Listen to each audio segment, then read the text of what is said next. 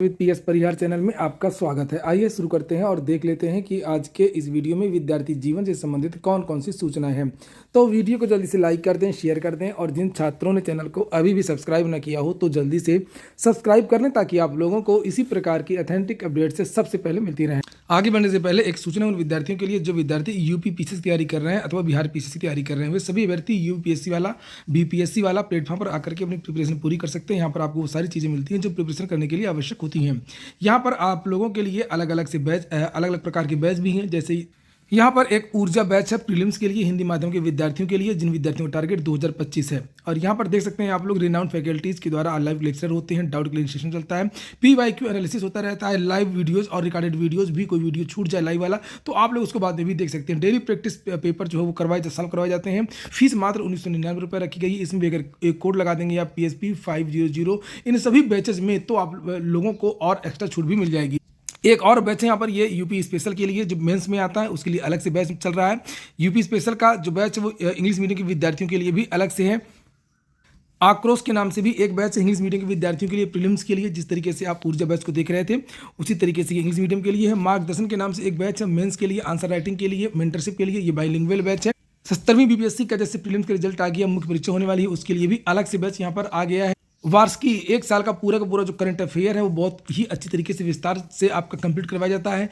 इस बैच को भी आप लोग ज्वाइन कर सकते हैं। प्रीलिम्स और मेंस के लिए अगर एक साथ तैयारी करनी है इसी प्लेटफॉर्म में तो उसके लिए एक अलग से बैच है PCS 2025 यूनिटी इंटीग्रेटेड।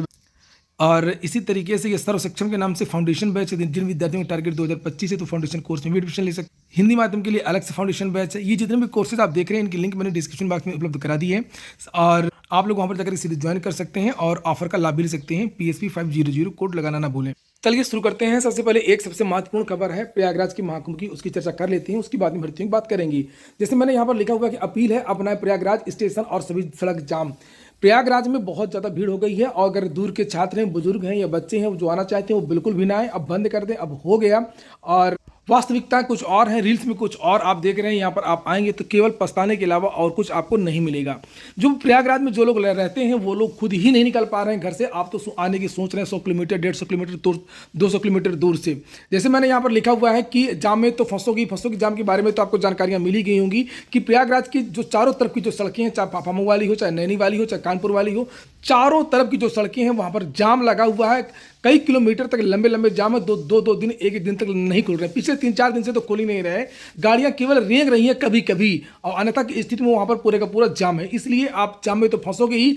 एक बात और बता दूं कि आपको बहुत ज़्यादा पैदल भी चलना पड़ सकता है, आपको घुमाया भी जा सकता है। पुलिस कल से घुमा रही है। कल रात में मैं प्रयागराज रेलवे जंक्शन पर गया था, सिविल लाइन्स की तरफ से बहुत सारे जो लोग हैं ऐसे आ रहे थे 11 बजे 12 बजे के आसपास, जिनको मालूम नहीं था कि यहाँ से एंट्री बंद कर दी गई है। तो सिविल लाइन्स वाला जो रेलवे स्टेशन का गेट है वो बंद कर दिया गया। वहां से केवल एग्जिट है, इंटर आप वहां से नहीं कर सकते हैं। वहां से फिर आगे जाकर के पानी की टंकी से लोगों को घुमाया जा रहा है। बेवजह लोग बिना मतलब में इतना चक्कर लगा रहे हैं। इसलिए आप लोग बिल्कुल ना आइए अभी।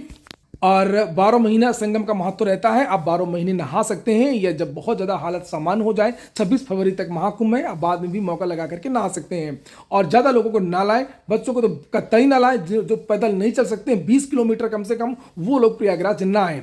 और जब भीड़ ज़्यादा हो जाएगी, जैसे लोग कह रहे हैं कि वहाँ पर लूट रहे हैं लोग, ये कर रहे हैं वो कर रहे हैं, ऐसा कहीं कुछ नहीं है। वो सीधी सी बात है कि जब बहुत ज़्यादा भीड़ हो जाएगी, बहुत ज़्यादा क्राउड हो जाएगा तो समस्याएं होती ही हैं। हर शहर की एक सीमा होती है, प्रयागराज की भी एक सीमा है। प्रयागराज की एक सीमा है। इतना बड़ा शहर नहीं है जैसे कि बहुत बड़ी तैयारियां की गई हों और वास्तव में वो अपनी क्षमता से ज़्यादा लोगों को वहन कर रहा है। पहले लोग आते थे ट्रेन से, बस से, लेकिन अब ज़्यादातर लोग 4 व्हीलर से आ रहे हैं। हालांकि ट्रेन से भी आ रहे हैं, ऐसी बात नहीं, ट्रेन से नहीं आ रहे हैं, ट्रेन से भी आ रहे हैं, बस से भी आ रहे हैं, लेकिन 4 व्हीलर बहुत ज़्यादा है और इस शहर की एक सीमा है, उसको वो बर्दाश्त नहीं कर पा रहा है। और शायद इसी वजह से जो लोग बैरिकेडिंग पुलिस के द्वारा कर दी गई है, जिसका सबसे ज़्यादा विरोध हो रहा है। बैरिकेडिंग करना भी पुलिस की मजबूरी है कि एक ही रास्ते से लोग ना आए, एक ही रास्ते से लोग ना जाए, बीच में भगदड़ ना मचे, इसलिए घुमा रही है। अगर कहीं पर एक जगह भीड़ इकट्ठी आती है तो उनको घुमाना पड़ता है। और जब दूर दूर बैरिकेडिंग हो जाती है तो लोग थक जाते हैं, पैदल चल चल कर लोग थक जाते हैं। और यही कारण है कि जो सुविधा दे रहे हैं बेचारे वो बाइक वाले और जो ट्राली वाले हैं जो गोबर लादती हैं वो आजकल लोगों को ढो रहे हैं, तो वो पैसे भी ले रहे हैं। और यही खबर समाचार पत्रों में भी दी है। सरकार से भी मैं कहूँगा कि सरकार भी ऐसी अपील करे कि लोग अनावश्यक लोग जो ना है, खास तौर से जो वृद्ध हैं, बूढ़े हैं या बच्चे हैं, इस तरीके के लोग जो पैदल नहीं चल सकते हैं। मैंने जब ये कुंभ शुरू हुआ था तभी मैंने कहा था कि जिनका 20 किलोमीटर चलने का तजुर्बा हो, अभ्यास हो, वही लोग प्रयागराज जाएं, और वही इस समय हो रहा है। ये जाम की तस्वीर देख रहे हैं यहाँ पर, ये चारों तरफ से ये जाम लगा हुआ है, ये देख सकते हैं। ये तस्वीरें आज के पेपर की हैं, लिखा संगम जाने वाली हर सड़क जाम है इससे। और इसमें कुछ प्रशासन की भी कमी है, जैसे यहाँ पर लिखा है कि अधिकतर पार्किंग स्थल फुल हो गए हैं, समीपवर्ती जिलों से तालमेल की कमी है, नहीं तो उन जिलों में पार्किंग वगैरह हो जाए। भौगोलिक स्थिति से वाकिफ नहीं है जवान, जो बाहरी जवान बीएसएफ के हैं उनको कुछ पता ही नहीं है, पहले से सूचना प्रसारित नहीं हो रही है। जैसे कल रेलवे स्टेशन में लोग सिविल लाइंस आ रहे थे, उनको पहले से जानकारी नहीं थी कि ये वाला एंट्री पॉइंट बंद है, हमको पानी की टंकी से फ्लाईओवर चल के खुसरोबाग की तरफ से फिर से जाना पड़ेगा। खुसरोबाग की तरफ भी यहाँ पे बैरिकेडिंग किए हुए, लेकिन जो आगे वाला गेट छोटा सा खुसरोबाग का, वहां से एंट्री हो रही पैदल यात्रियों की। नीचे यहाँ पर लिखा कि वीआईपी प्रोटोकॉल से दिक्कत है, पहले से सूचना। वीआईपी प्रोटोकॉल की बातें तो लोग कर रहे हैं, लेकिन इससे ज़्यादा दिक्कत नहीं है। इसका मार्ग अलग कर दिया गया है, और जो जहाँ पर मुख्य संगम नोज या इधर है इलाहाबाद वाला जो एरिया है, वहाँ पर वीआईपी लोग जाते ही नहीं है। शटल बस, श्रद्धालुओं की भीड़ के आगे शटल बस कैसे चल पाएंगी जब पैदल ही पूरा ठस पूरी रास्ता है, तो बस कैसे चल पाएंगी। लिखा वो शटल जो है कम पड़ गई है, गैस सिलेंडर के साथ में अन्य सामान के वाहन भी फंस गए हैं। जो सप्लाई का काम है, बताया जा रहा है कि 30% पेट्रोल पंप में जो है तेल खत्म हो गया है। आने जो तेल, इसके अलावा जो खाने वाला तेल आता है वो कम हो गया प्रयागराज में। दूध कैसे आप की समस्या हो रही है, बड़ी बड़ी जो गाड़ियां वो आ नहीं पा रही हैं। और आज राष्ट्रपति भी आ रही हैं प्रयागराज में, आज 8 घंटे रहेंगी राष्ट्रपति द्रौपदी मुर्मू। महाकुंभ में आज पुण्य की डुबकी लगाएंगी देश की प्रथम नागरिक। तो आप लोग भी इस वीडियो को ज़्यादा से ज़्यादा शेयर कर दीजिए। ये धक्का मुक्की हो रही है, ये देख सकते हैं, लोग थक हार करके आते हैं, ज़बरदस्ती एंट्री की कोशिश करते हैं। और ये आप तस्वीरें देख सकते हैं आप लोग, ये प्रयागराज रेलवे स्टेशन की तस्वीरें हैं, सिविल लाइंस तरफ वाले जो चौथा गेट है। एक बात कहूंगा कि लोग चाहे जितना थक करके आए, लेकिन पुलिस से बहस ना करें, बैरिकेडिंग को ना तोड़ें। पुलिस जैसा कह रही है वैसा ही उसको पालन करें। समस्या वहीं पर होती है जब लोग पुलिस का कहना नहीं मानते हैं, शॉर्टकट जाने की कोशिश करते हैं। पुलिस की मजबूरी है, जब प्रयागराज रेलवे स्टेशन में लोग ठस फुल हो जाएंगे तो वो करेगी भी क्या, अंदर तो सबको जाने की अनुमति देगी नहीं, अलग से रूट बनाएगी। ये देख सकते हैं आप लोग कितनी भीड़ है। ये रात की लगभग 12 बजे की तस्वीरें जो मैं आपको दिखा रहा हूँ। ये देखिए, ये आप देख सकते हैं, ये देखिए संगम की तस्वीरें, ये देखिए कल की तस्वीरें हैं। आप ये वीडियो पूरा फुल है इस समय। और ये कानपुर रोड में देख सकते हैं आप लोग, ये जाम इस समय भी लगा हुआ है। ये देखिए कानपुर रोड में, ये देखिए। चलिए शुरू करते हैं, अब बात करते हैं शिक्षक भर्ती का प्रारूप तय नहीं करना होगा इंतजार। अभी तक शिक्षा सेवा चयन आयोग का जो पोर्टल का जो प्रारूप है वो तैयार नहीं हो पाया है। लगता है कुंभ मेला का भी असर हो गया। यहाँ पर भी उत्तर प्रदेश शिक्षा सेवा चयन आयोग ने प्राथमिक माध्यमिक उच्च शिक्षा में शिक्षक भर्ती के लिए संबंधित विभागों से ई अधियाचन तो मांग लिए हैं, लेकिन आयोग अब तक अधियाचन का प्रारूप ही तैयार नहीं कर सका है। इससे शिक्षक भर्ती अटकी हुई है। बीते दिनों आयोग में शिक्षा विभाग के निदेशकों व उनके प्रतिनिधियों की बैठक हुई थी। इसमें आयोग ने 1 सप्ताह में ई अधियाचन मांगा था। हालांकि आयोग को अब तक किसी भी विभाग ने प्रस्ताव नहीं भेजा है। उच्च शिक्षा निदेशालय के सूत्रों का कहना है कि आयोग को अपने स्तर से अधियाचन का प्रारूप निर्धारित करना है, जो अभी तैयार नहीं है। शिक्षक भर्ती के लिए अर्हता, योग्यता व अन्य शर्तें आयोग को ही तय करनी है। ऐसे में आयोग ही बताएगा कि उसे किस प्रारूप में रिक्त पदों का अधियाचन चाहिए। बैठक में उच्च शिक्षा निदेशालय की ओर से यह मुद्दा उठाया गया था और अधियाचन का प्रारूप भी मांगा गया था, पर आयोग ने निदेशालय को अब तक प्रारूप उपलब्ध नहीं कराया गया है। आयोग को प्राथमिक विद्यालय, एडेड माध्यमिक और आदि विद्यालयों में शिक्षक भर्ती के लिए अधियाचन के लिए अलग अलग प्रारूप तय करने होंगे, क्योंकि इन सभी भर्तियों की अर्हताएं व योग्यताएं अलग अलग हैं।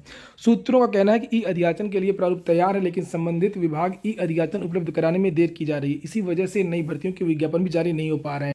तो जो मीटिंग हुई थी पिछले महीने, उसके बाद में ये तय हुआ था कि जो पोर्टल है वो अलग से बनाया जाएगा, अलग से तैयार किया जाएगा, लेकिन अभी तक कुछ भी नहीं हो पाया है। पोर्टल बनकर के नहीं तैयार हुआ है। एक निश्चित प्रारूप में पोर्टल बनाने की बात की गई थी सभी विभागों से। जब ये पूछा गया था कि आप लोग अधियाचन नहीं भेज रहे हैं, क्या कारण है, तो उन्होंने साफ साफ कहा था कि जो है शिक्षक भर्ती के लिए अलग से पोर्टल बनवाइए, उसमें खाने वाने अलग से, विद्यालयवार और कैटेगरी वाइज, डिस्ट्रिक्ट वाइज किस विभाग में कितने पद रिक्त हैं, किस विद्यालय में कितने पद रिक्त हैं, तो उसको बना करके दीजिए।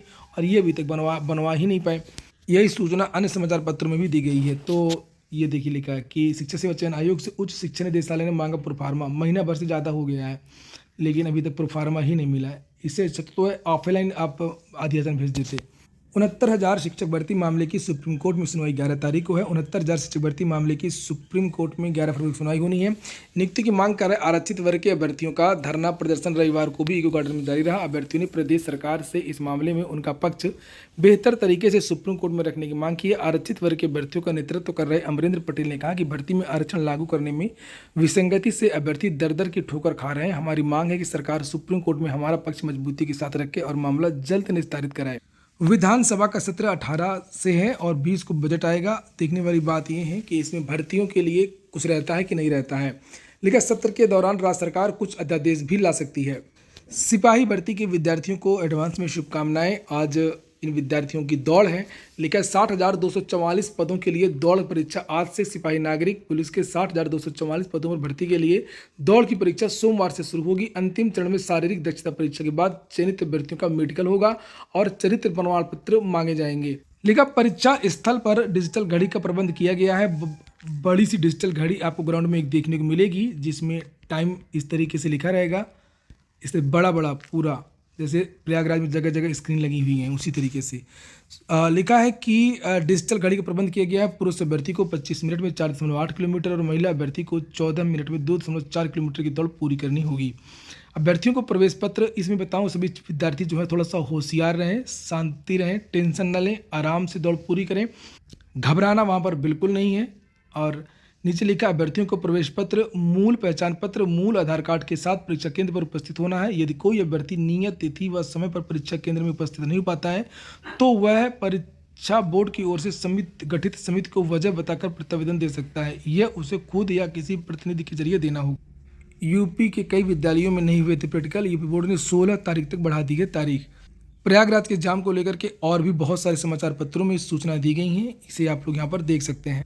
इंडियन नेवी में भर्ती है। शॉर्ट सर्विस कमीशन ऑफिसर के पदों पर 270 पदों पर भर्ती है। बीई बीटेक के जो अभ्यर्थी हैं वो आवेदन कर सकते हैं। वेबसाइट है joinindiannavy.gov.in। लास्ट डेट याद रखिएगा 25 फरवरी है।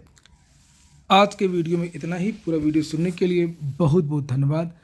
और भाई 2 महीने आपको कम से कम 1 महीने आपको इंतज़ार करना होगा भर्तियों की अच्छी सूचनाएं कुछ आने की। वैसे तो उत्तर प्रदेश में बहुत कम कुछ ढंग की सूचनाएं आती हैं भर्तियों से संबंधित, लेकिन फिलहाल कुंभ की वजह से कुछ ज़्यादा ही भर्तियां प्रभावित हो रही हैं।